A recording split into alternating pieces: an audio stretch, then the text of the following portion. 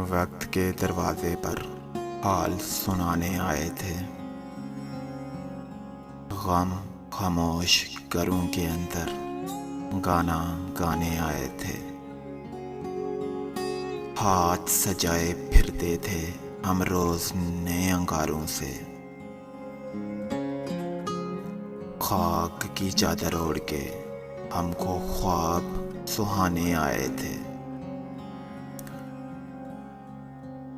چاند اگا یا گھر گھر اس کا سایہ رونے آیا تھا، عید پہ بستی والے اپنے زخم دکھانے آئے تھے، دیوالی کی رات مقید تھی شہزادی کمرے میں،